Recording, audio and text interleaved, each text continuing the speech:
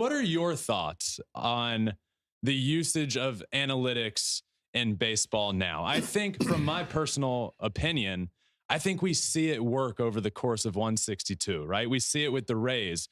But when it gets to postseason time, it almost feels like, one, the game of baseball is different in October, right? The game just changes. And it feels like these teams want to count so much on analytics instead of just going with the feel of a situation or understanding that a player might be locked in or super clutch. What are your thoughts on the usage of analytics in baseball in the postseason right now?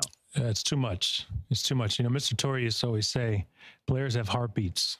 There's no analytical formula for heartbeats. You know, you have to understand what players shine in big moments, when players are nervous. Like, the postseason is completely different. Yeah. There's a different set of pressures there. And you can see on a lot of players' faces whether or not they're overwhelmed.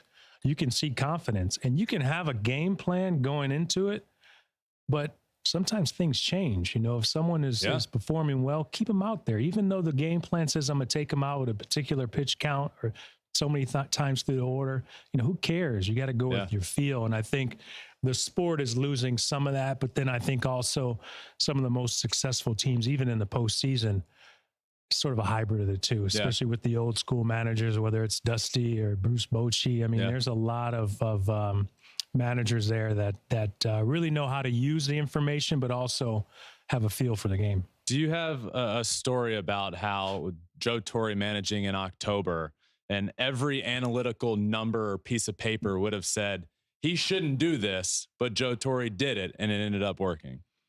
Mr. T, he wrote his starters. You know what I mean? He'd go on feel. We'd have guys out there 6, 7, 8 innings sometimes, you know. He'd go out to the mound. He'd look pitchers in their eyes, and he'd ask them how they feel. Be honest with me. Tell me how you feel. And depending on the response, he'd keep them in or he'd take them out. But he'd leave it up to the players a lot of time. He built a lot of trust throughout the years, throughout the course of a season. And, you know, he trusted his players. Yeah, you're out there as a shortstop. You come in for those meetings. Are there any pitchers that are actually like, nah, I'm not good? Or was he just trying to read their eyes and read how they actually felt inside? I think it's a little bit of both. Yeah. You know, some guys can say, you know, I'm a little tired. That's all I got. Other guys will try to lie to you even when they're not feeling good. And you appreciate that as well. But you get to know people when you spend 6 months with them before the playoffs start. So it's like a little bit of, you talk about the difference between old school managers and new school. And I know Rocco Baldelli is a bit of a younger guy, but we kind of saw a situation recently. Carlos Correa hasn't hit in the 4-hole in a long time for the Twins, but the calendar turns to October. Rocco Baldelli puts him right back in there in the 4-hole. And that kind of feels like one of the situations, right? You're just going off of feel and knowing a guy and his character when the calendar turns to October. You know, in the player, you know, in the history, you know, players that like big moments. You understand your lineup, all 25, 26 guys, 28, I don't even know what it is now, but you know all of your players. And sometimes you make adjustments from series to series. It's not always, sometimes game to game. Forget series to series, it's game to game.